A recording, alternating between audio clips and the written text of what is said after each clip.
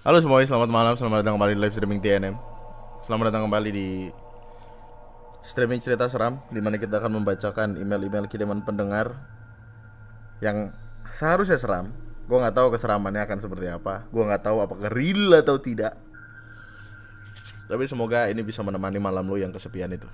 Lo bisa kirimin email-email yang serem-serem atau yang seru-seru yang lo punya ke tnmofficials@gmail.com seperti yang tertulis di description box di bawah. Nah, lanjut ya. Email selanjutnya. Deng tereng deng deng deng deng deng deng tereng deng deng deng deng deng deng. Malam Bang Andri ke arah Dede Bayi dan viewers live malam Jumat sekalian. Cerita serem malam Jumat punyanya Ewing beda.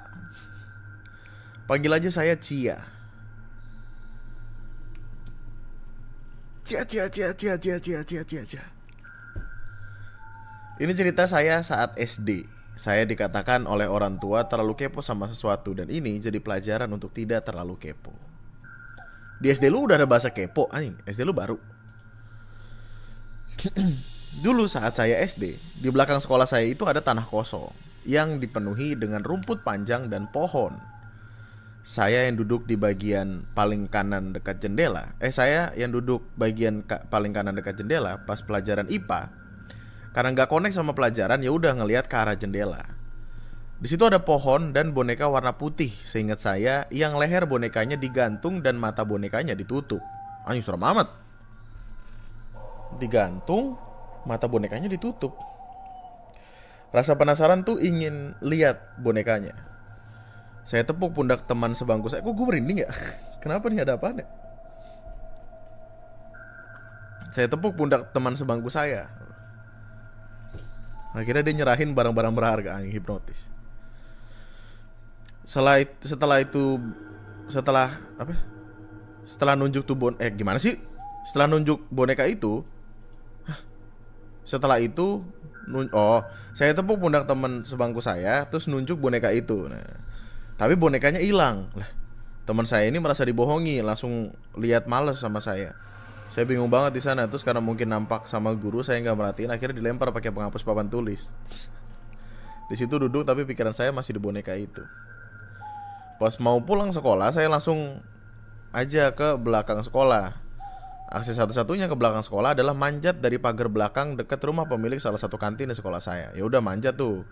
Ada bangku kayu yang diletakkan di sana. Biasanya anak cowok kalau cabut lewat sini.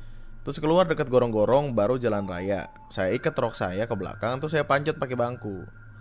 Udah di seberang, saya ke arah pohon yang saya lihat ada boneka putih tadi. Pas deket sana ada rumah kosong yang baru saya lihat. Nampak ada orang yang ngintip. Takut, langsung kabur saya dari sana, manjat lagi ke arah sekolah. Setan dicari giran ketemu malah takut. Gimana sih lu kayak youtuber horor? Serem amat ya, tapi ya kenapa vibesnya serem amat ya? Rumah yang difoto lewat Google Map tahun 2024. Serem amat. Pas udah di area sekolah ketahuan sama penjaga kantin, dimarahin pakai bahasa Minang campur Melayu. Adiak manga ke sana, nanti uang hilang. Artinya, adek ngapain ke sana? Nanti kamu hilang, saya yang sulit nyarinya. Sana pulang.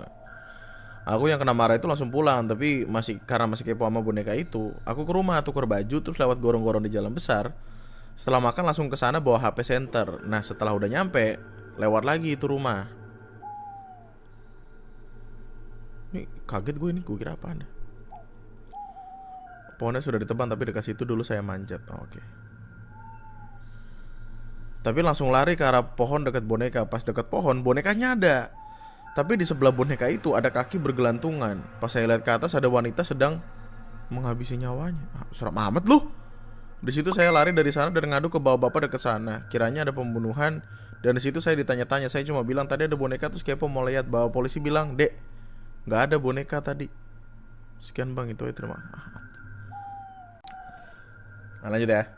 Email selanjutnya. Selamat malam Bang Andri, Kak Ara dan Dede Dipta dan Bang Vino yang baik hati. Nggak usah menjilat loh.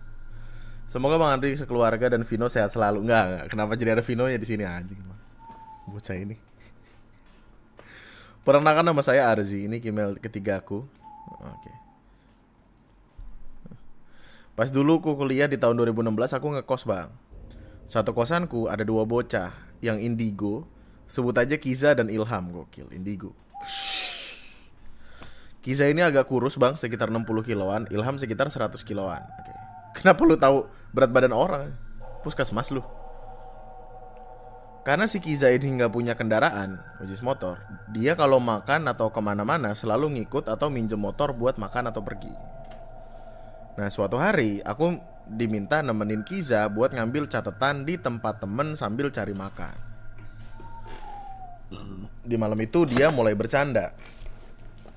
Mas tuh lihat ada lampu kedap-kedip, di tempat itu banyak setannya loh gitu, sambil nunjuk ke salah satu gedung bakmi. Atau itu cuma lampu mau rusak aja dikira cuman lampu mau rusak aja dikira ada kesetan-setanan. Jangan sembarangan ngomongnya mas, nanti diikutin loh. Siapa takut lah cuma setan.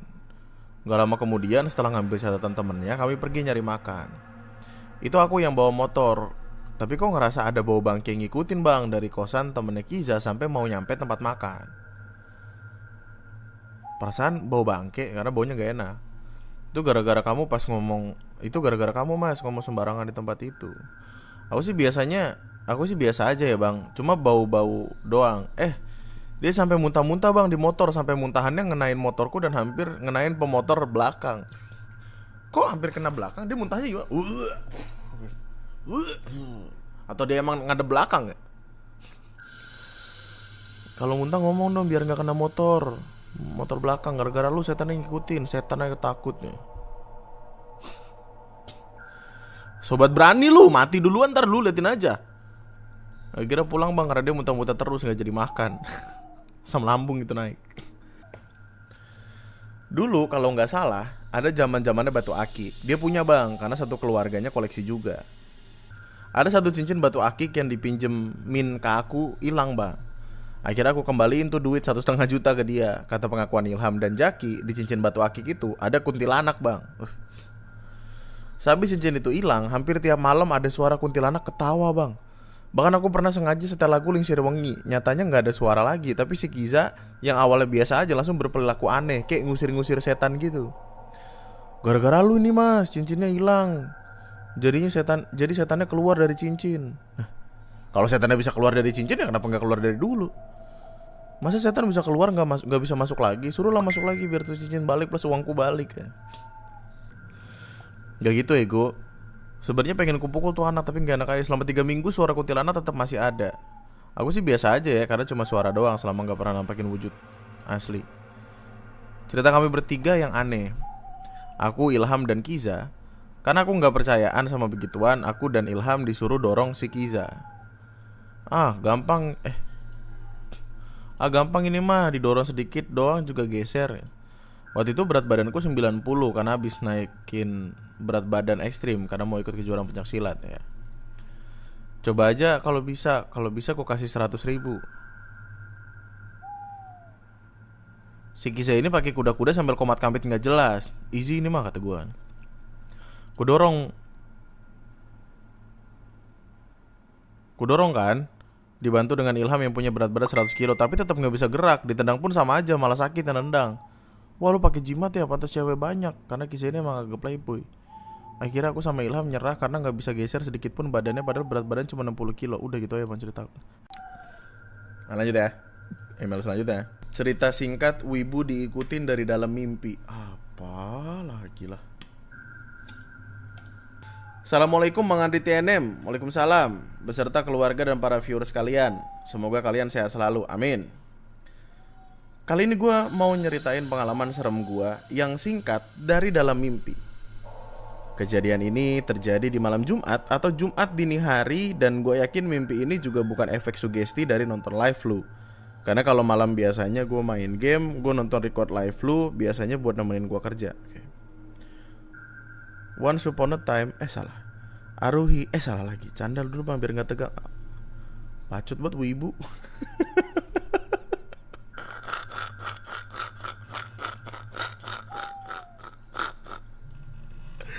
Seneng banget ngata-ngatain wibu, happy gue. Thank you. Di suatu siang menjelang sore, gue lagi mau pulang dari suatu kampus. Gue nggak tahu itu kampus mana, yang jelas itu bukan alma mater gue. Di sana juga entah apa urusan gue, entah kuliah atau hal lain, karena mimpinya bener-bener mulai dari situ doang. Oke. Nah ini udah mimpi nih, apa gimana? Ya, intinya lu baru balik dari suatu kampus. Latar kampusnya terletak agak jauh dari jalan raya dan seperti masuk ke perumahan elit, karena di sekitar gerbang yang gue lihat adalah padang rumput dengan trotoar bagus yang terawat seperti pernah gue lihat di perumahan-perumahan elit. Oke. Ini mimpi nggak nih? Ini beneran apa mimpi? Saat itu gue jalan kaki mengarah ke jalan raya, tapi tiba-tiba gue sadar ada sosok yang muncul bergerak cepat dari belakang gue mengejar gue. Jangan ngatain ibu, inget siapa yang mau mulai. Oh iya, Budi bukan Intel, gokil.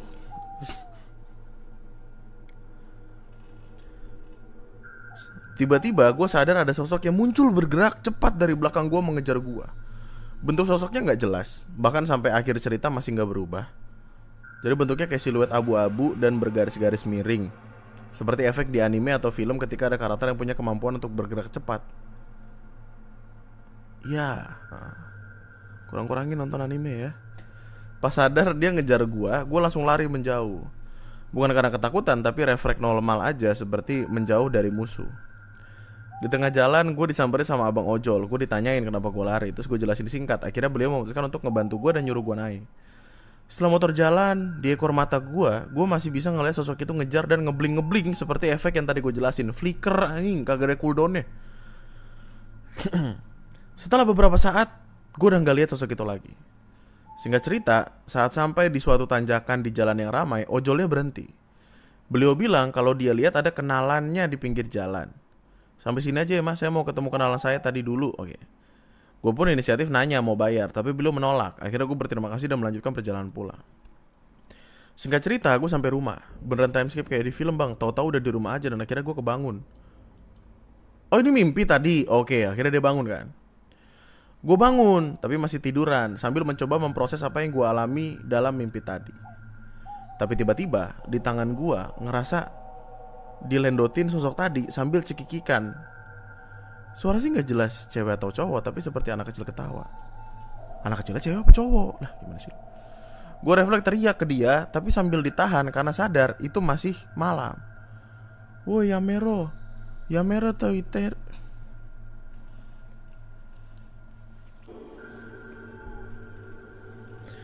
Gue teriak tapi omongan gue gak jelas. Ternyata gue kena sleep paralysis, atau sekedar tubuh gue belum bangun aja.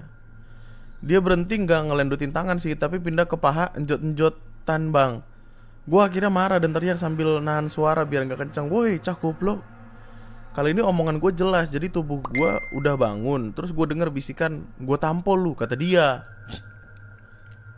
Omplat aja. Suaranya terdengar pelan seperti berbisik. Marah karena nih setan ternyata berani ngelawan, gue balas, sini tampol gue, sambil tangan ancang-ancang buat nyengkrem dan mukul tuh sosok. Sosoknya masih bentuknya gak jelas seperti di awal cerita. Setelah gue bilang gitu, akhirnya sosok itu hilang, tapi tangan gue masih ancang-ancang. Gue gak liat HP, jadi gue gak tahu itu jam berapa. Tapi setelah beberapa menit gak ada reaksi dari dia. Dari arah dapur terdengar suara nyalain kompor.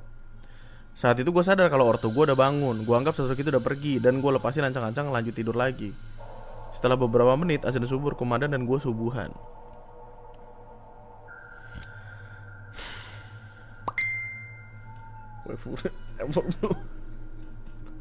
Tapi bisa deh. Ceritanya cuma segitu doang, dan ini masih tergolong mimpi yang cukup jelas bagi gue dibanding yang lain, karena biasanya gue lupa 90% isi mimpi gue setelah gue bangun. Gue nyatet cerita ini buat gue kirim ke lu sambil eksperimen apakah dengan nulis cerita kayak gini ada efek atau reaksi dari makhluk sejenis mereka. Gue orang yang jarang banget digangguin sama makhluk kayak mereka. Bahkan zaman gue KKN dulu, gue satu-satunya orang di tim gue yang gak pernah ditampakin atau diganggu. Bahkan gue nyari-nyari malahan. Sekian dari gue untuk kalau lu pengen ngirimin email, bisa dikirimkan ke tnmofficial@gmail.com. Kita ketemu lagi di lain kesempatan. Novel Somat sama gue Andri, sekian dan terima kasih semuanya, selamat malam, bye bye.